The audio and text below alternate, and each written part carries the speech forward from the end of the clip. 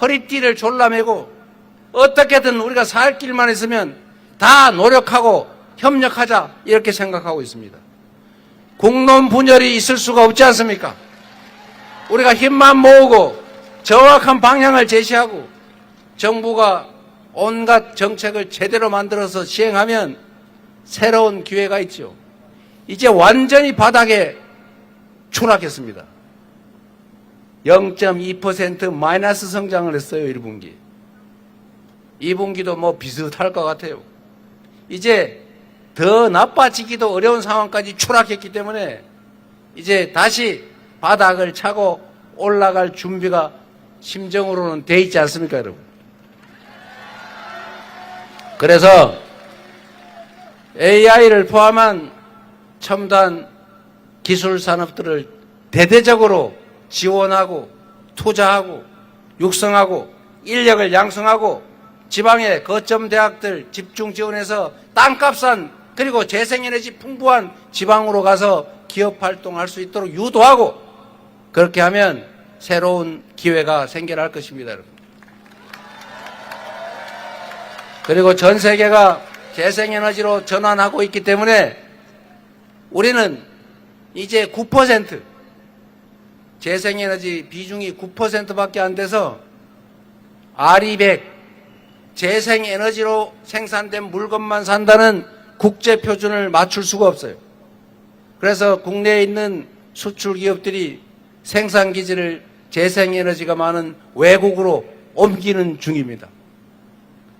그러나 여러분, 우리가 조금만 준비하면 전국에 어디서나 재생에너지를 생산해서 자기가 쓰고 남은 나머지는 다 팔 수 있도록 전력망을 다 제대로 깔아주고 그리고 지방의 에너지, 재생에너지는 송전 비용이 안 드니까 지방으로 기업이 가면 에너지 가격을 싸게 해주고 지방으로 가는 기업들에게는 세금도 대폭 감면해주고 규제도 대폭 해제 또는 완화해주고 택지 개발 이익도 주고 이런 방식으로 균형 발전 정책을 취하면 대한민국 전체가 다시 살 길이 생겨날 것이다. 맞습니까, 여러분? 여러분도 혹시 여기가 남양주 구리시인데 지방 발전하자 그러면 여기 우리 더 죽는 거 아니야? 이렇게 생각하지 마시기 바랍니다. 너무 과밀해지고 집값, 땅값 너무 다 비싸져서 이제 수도권에서는 생산활동을 하기가 점점 어려워지고 있어요. 균형을 이루어 가야 됩니다. 골고루.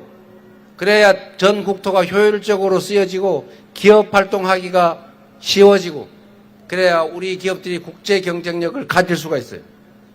지금처럼 아파트 한 평에 3억씩 하고 땅 개발도 못하는 땅이 막 500만 원씩 300만 원씩 심지어 700만 원 1000만 원 하는 이런 나라에서 어떻게 국제 경쟁을 하겠습니까?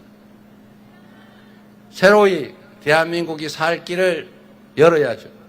그리고 문화산업을 대대적으로 진흥해서 창작, 창업, 문화산업 수출 여기에 집중 투자하면 일거리도 많이 생길 겁니다. 전 세계에 대한민국이 문화 강국으로 인정받겠지요. 문제는 의지, 실력, 국민에 대한 충직함이겠죠. 돈이 아무리 많은들, 아무리 기회가 좋은들, 나라 살림을 맡은 사람이 자기 사익이나 챙기고 국민들 어떻게 되든지 나라 기업들이 나라 미래가 어떻게 되든지 관심이 없으면 방법이 없지 않습니까?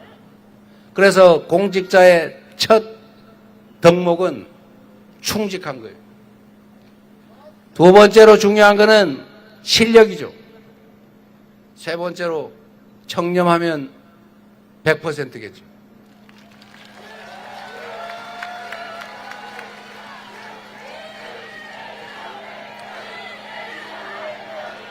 그래서 마지막으로 제가 이 말씀을 꼭 드리고 싶습니다.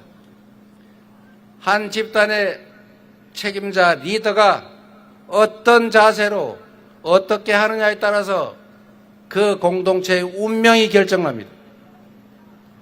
똑같은 조선인데 선조는 술 먹고 놀고 무책임하게 유능한 신하 이순신 학대하고 죽이려고 그러고, 그러다 결국은 외환을 불려들여서 수백만 조선 백성들이 죽고 다치고 산천이 피로 물들어서 나라 망할 뻔하지 않았습니까?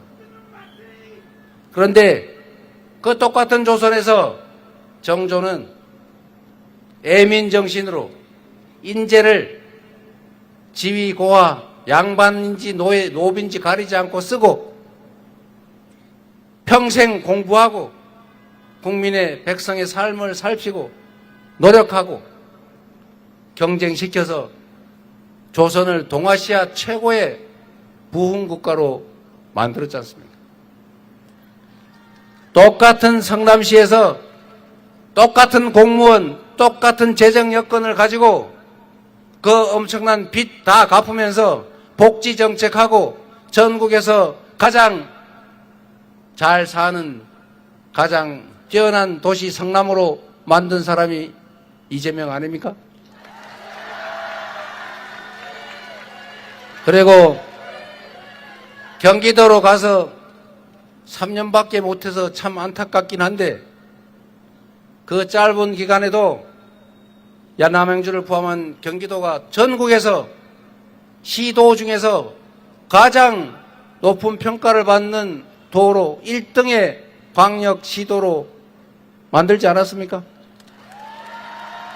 그래서 그 3년 만에 갑자기 그러면 대통령을 해보라고 불려나가는 바람에 너무 일찍 나가서 이 고생을 하고 있습니다.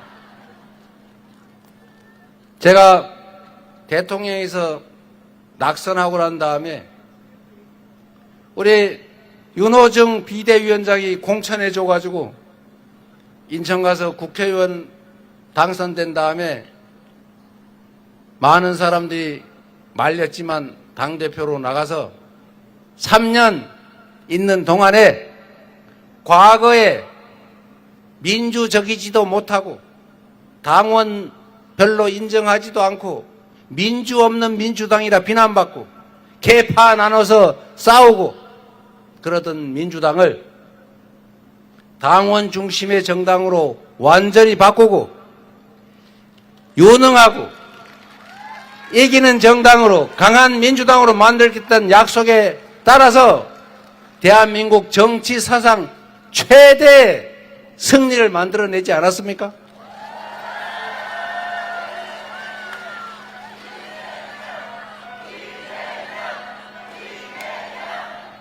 대한민국에서 가장 준비되고 가장 역량 있고 수권 능력을 확실하게 갖춘 민주당으로 만들어낸 저 이재명이 준비된 그리고 검증된 실력으로 국민과 국가에 대한 충직함으로 여러분이 6월 3일에 대한민국의 살림을 맡겨주시면 성남시를 경기도를 민주당을 바꿨던 것처럼 대한민국을 확실하게 바꿔서 여러분께 보답드리겠습니다.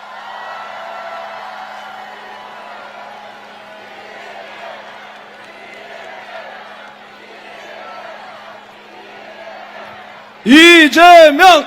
이재명! 이재명! 우리의 이 위대한 역량을 하나로 모으겠습니다.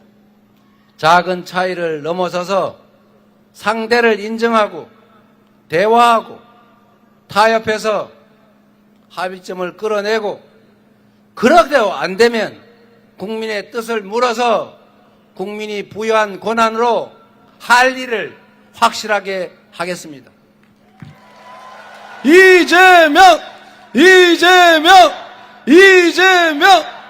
그리고 여러분, 군사 쿠데타의 본질은 상대를 인정하지 않는 독점욕, 독선, 이기주의입니다. 정치에는 당연히 상대가 있습니다. 입장이 다르다고 내 입장만 옳고 네 입장은 틀렸어 라고 말해서는 안 되는 것입니다. 그래서 민주주의입니다.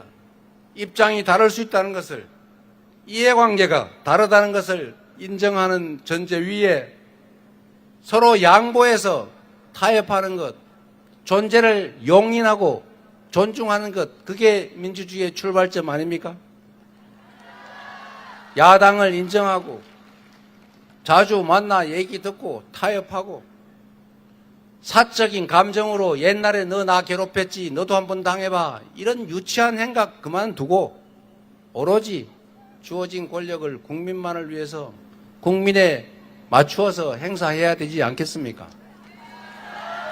그런 정상적인 나라, 정치 보복하지 않는 나라, 유치하게 국민이 준 권력을 사적 감정 해소에 쓰지 않는 제대로 된 민주국가, 그런 나라를 만드는 게 저 이재명의 꿈입니다. 제가 바라는 것은 너 옛날에 나 괴롭혔으니까 너도 똑같이 당해봐, 이렇게 남의 꽁무니 쫓아다니면서 누가 하듯이 없는 죄 만들어 뒤집어 씌우고 무죄가 나겠지만 너 무죄 판결 받을 때까지 몇 년 동안 돈 버리고 집안 폐가 망신하면서 한번 당해봐, 이런 유치한 짓, 졸렬한 짓 하지 않을 겁니다, 여러분. 사람은 행복하기 위해서 삽니다. 누군가는 다른 사람을 짓밟고 고통받은 걸 보면서 즐거워하는 사람도 있습니다. 누군가의 것을 빼앗아서 나만 가질 때 즐거운 사람도 있습니다. 사람들을 싸움시켜서 피 흘리며 싸우는 걸 보는 게 즐거운 사람도 있습니다. 그러나 이재명은 가장 행복했던 시절이 성남시장이었던 것처럼 저의 작은 행동으로 말미암아 많은 것들이 개선되고 1시간이 100만 시간의 가치가 있다는 그 신념으로 1시간의 낭비도 없이 최선을 다해서 그 많은 사람들이 희망을 가지고 공동체의 일원으로 행복하게 손잡고 공존하며 이재명을 기억해 주는 것, 지금도 성남으로 다시 오라고 말해주는 그때가 가장 행복했습니다. 대한민국도 기회를 주시면 대한민국 국민들이 지역 따라, 색깔 따라, 출신 따라 남녀라고 분리해서 노소가 싸우는 그런 세상을 절대 만들지 않고 서로 의지하고 존중하고 양보하고 대화하고, 그래서 타협하면서 공존하는, 다름을 인정하는, 그래서 함께 사는 세상, 대동세상을 꼭 만들어서 보답드리겠습니다. 감사합니다.